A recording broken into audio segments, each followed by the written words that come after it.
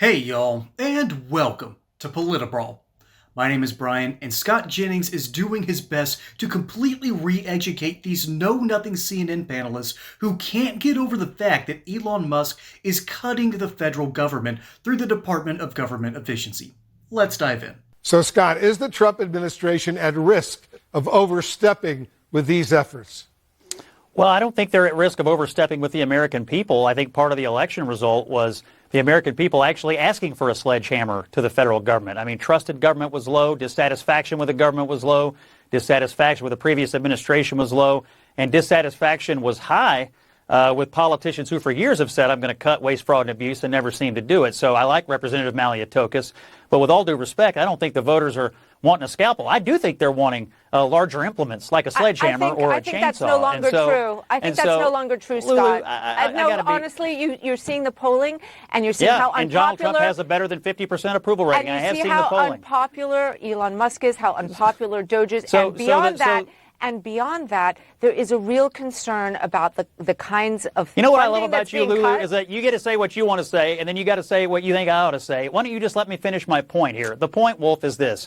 The American people asked for a different direction, and what they did not ask for was a continuation of the status quo. What I think Musk and his efforts represent is a complete deviation from what most people would say has been the status quo when it comes to a government that seems to always get bigger, and we never really go in and root out waste, fraud, and abuse. Now, are they going to make some mistakes? Sure. Are they going to have to recover those mistakes? They've already done that, and they admitted it when they've done it. But I think overall they have a lot of political leash because the American people were so dissatisfied with the way government was being run before. So I think the politics of this are still a net positive for Trump. How can you say they admitted it? They quietly took it down off their website. I mean, this is the thing. There's no transparency in any of this. There is nothing that either Congress, the people that have oversight of the power of the purse, are able to see this. Journalists themselves who are actually tasked with trying to go through this and trying to figure it out so that they can inform the American people. There is no transparency with this, even to the point of who is in charge of this organization. Well, we now know who technically is in charge of Doge. Everybody stand by. I want to bring in Alencia Johnson. Alencia, the White House says Elon Musk will attend President Trump's first official cabinet meeting tomorrow. Normally, cabinet secretaries are in attendance. Musk hasn't been elected or confirmed to any position. So what do you make of this? I'm concerned for the American people, but I'm also concerned for our national security to have this unelected, unconfirmed person in all of these top I'm sorry, can I ask a question? Did Joe Biden have staff at the White House? And how many of those staff members were elected? Well, but Scott, Elon zero. Musk The answer is zero. Every president appoints people to do things for them. To call him unelected is like the most naive and ridiculous talking point I've ever heard. Scott, I can't believe you would believe something like this, because if this was Joe Biden allowing for a billionaire allowing people who weren't elected to run the country for the last 4 years, yeah, I would believe that, actually. Throwing another coup like January 6th. I would believe it if Joe Biden had unelected people running the government for the last year, maybe the last 4 years. Yeah, I believe every word of it. You wouldn't be up in arms, Scott.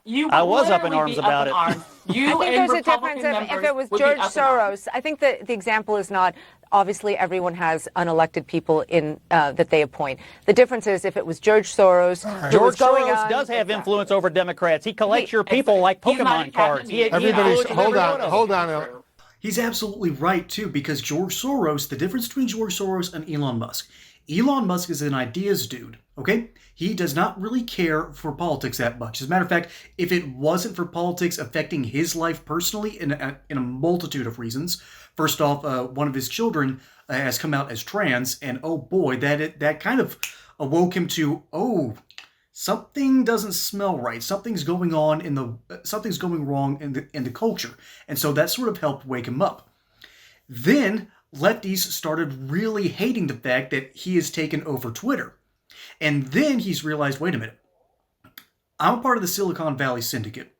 We just watched the CIA and the FBI come in and tell us exactly what we can and can't say. That way we can get another 4 years of Joe Biden instead of another 4 years of Trump. That is exactly what happened during the 2020 election, because the CIA and the FBI directly told Silicon Valley to suppress the Hunter Biden laptop story. And so compare that to George Soros. What George Soros loves to do is he loves to bet against certain nations, and ultimately he shorted the British pound back in the 90s and has been sort of a kingmaker in Democrat policies. Democrat politics. And what he has done is he has flooded the market with super left-wing district attorneys all over the country, because that's one of the most powerful positions you can have in the United States. It's not even the president or the Supreme Court. Some of the people with the most power are the district attorneys that say, I am actually going to prosecute you. I am not going to prosecute you. Are the crimes equal? Absolutely. It's just person A has some requirements, person B has some other requirements. This is terrible for justice as a whole, and it erodes people's trust in the entire system. And meanwhile, these district attorneys think that they're doing a good thing. And so that's the difference between Musk and George Soros, who has, by the way, bought more than just district attorneys. He has flooded the market in Democrat policies for decades. Sorry, I use policies again, Democrat politics. And so that's why George Soros has been sort of the boogeyman for the right. And they're kind of correct. This dude is beyond shady. And so it gets a little bit worse for these folks because they're out here screaming that, oh, Elon Musk is not elected. Well, just how many of our bureaucrats aren't elected? The answer is just about all of them. Outside of the main cabinet picks in our federal government, they hire people to do certain jobs. They are rarely ever appointed. That's literally for people who are heading up the departments, and that's why the Senate has such power over who is and who isn't in our federal government. Seriously, this is government 101. You'd think that these panelists would understand better. And so it comes to only one final point, and that is Elon Musk a security risk? That is actually a very good question, and it's something that even some moderate Republicans are starting to scratch their chins and go, maybe, because Elon Musk does get some government contracts for the military and for security reasons. And so that means that he has access to information, and because he's not fully verified, they're going to want to have a little bit more security on that front, which I actually understand. But the thing is, Elon Musk is directly tied to the president, and you'd think that a good journalist would be able to figure out whether there are discrepancies and discretions. But that's not what's happening here. This is not journalism. This is debate. This is rhetoric. This is CNN doing its best to entertain rather than to actually educate. Something that they've lost the ability a long time ago. Mainly because, again, and I've said ad nauseum on this channel, it's due to the fact that they cater to rich white liberals who care more about their feelings and their emotions than they do about reality. If they cared about security clearances, if they cared about that issue, they would have been talking about this over a decade ago, when you have all of these gentlemen leaving the U.S. military after becoming colonel, maybe general, and then they keep their security clearances. They go to these non-governmental organizations to which they rake in millions upon millions of dollars, all because they have certain access that other people don't. It's the same problem that we have in D.C. with our politicians. Remember John Boehner, the former Speaker of the House and pretty much the de facto head of the Republican Party? Well, back in the late 2000s, early 2010s, the dude finally just threw up his hands and said, I've had enough, I can make more money in the lobbying sphere, and so he did.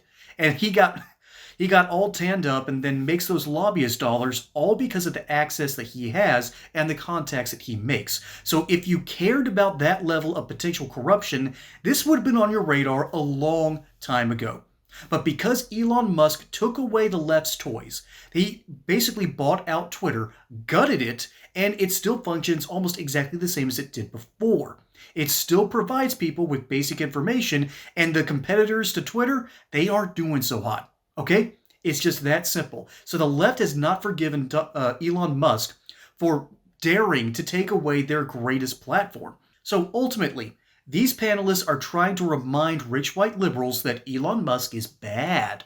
Whereas Scott Jennings is simply looking left and looking right and going, if you had the same level of scrutiny to other bureaucrats and perhaps some other politicians as well, we might not be in this situation to begin with. But this is ultimately what needs to happen in order to expose government waste, fraud, and abuse. And the Democratic apparatus is absolutely howling because this might ultimately reveal the potential money laundering schemes that we have long since thought has existed. For instance, USAID, and of course the Hunter Biden laptop story, where he was caught with his hand in the cookie jar, giving money to his dad and uncle from Burisma, from Romania, the Chinese Communist Party. That's the kind of corruption that we are so close to fully uncovering, and I'm going to be very interested to see how it goes from here. Folks, my name is Brian. Hope you enjoyed that segment here on Politibrawl. Don't forget to like and subscribe. Catch you on the next one. And until then, y'all have a good one.